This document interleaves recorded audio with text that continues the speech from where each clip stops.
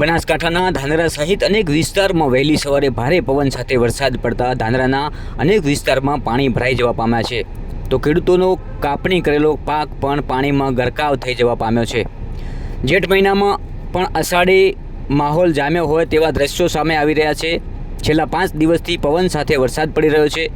આ વરસાદને લઈને જગતનો તાત ક્યાંક ને ક્યાંક લાચાર જોવા મળી રહ્યો છે। આજે વહેલી સવારે પણ ભારે પવન સાથે વરસાદ પડ્યો હતો, જેને લઈ ખેડૂતોનો ઊભો પાક જમીનદોસ્ત થઈ જવા પામ્યો છે અને કાપણી કરેલો બાજરીનો પાક પણ પાણીમાં ગરકાવ થઈ જતાં ખેડૂતોના મોઢે આવેલો કોળિયો છીનવાયો છે।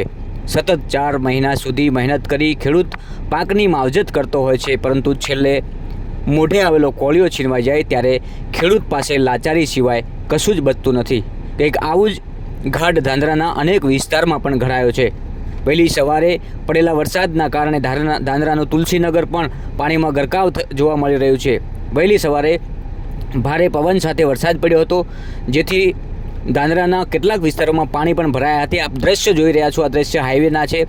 ધાનેરાના નેનાવા રોડ પર આવેલું તુલસીનગર માર્કેટ પણ પાણીમાં ગરકાવ થઈ ગયું છે અને વેપારીઓની દુકાનો સુધી પાણી પહોંચી જતાં વેપારીઓમાં પણ ભારે ફફડાટ ફેલાયો છે। આપ જોઈ રહ્યા છો, આ દ્રશ્ય તમામ દ્રશ્ય છે ધાનેરાના બનાસકાંઠાના તમામ તાલુકાઓમાં સરહદી વિસ્તારને છોડતા ધાનેરા, ડીસા, લાખણી, કાંકરેજ, દિયોદર જેવા તમામ વિસ્તારોમાં આવી રીતે પવન સાથે વરસાદ ખાબક્યો છે। વહેલી સવારે વીજળીના કડાકા ભડાકા સાથે આપ જોઈ રહ્યા છો, આ દ્રશ્ય તમામ દ્રશ્ય છે એ ધાનેરા વિસ્તારના છે।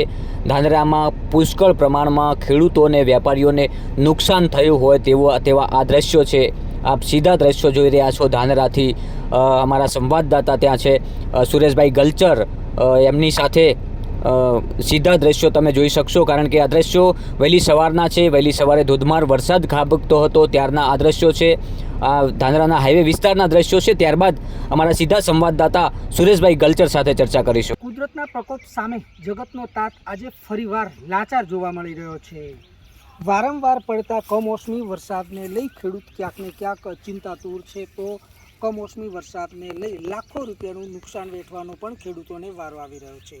સતત 4 મહિના સુધી મહેનત મજૂરી કરી ખેડૂત પોતાની ઉપજને પકવતો હોય છે, પરંતુ મોઢે આવેલો કોળિયો જ્યારે છીનવાઈ જાય ત્યારે ખેડૂત ભારે મુશ્કેલીમાં જોવા મળી રહે છે। વાત છે બનાસકાંઠા જિલ્લાના ધાનેરા તાલુકાના આસિયા ગામની।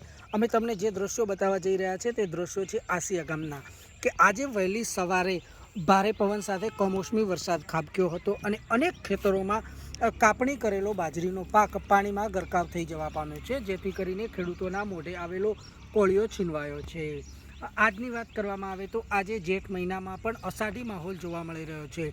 શહેરી વિસ્તારમાં ઠેર ઠેર પાણી ભરાઈ જવા પામ્યા છે, તો ખેતરોમાં પણ ખેડૂતોનો ઊભો પાક પાણીમાં ગરકાવ થઈ જવા પામ્યો છે।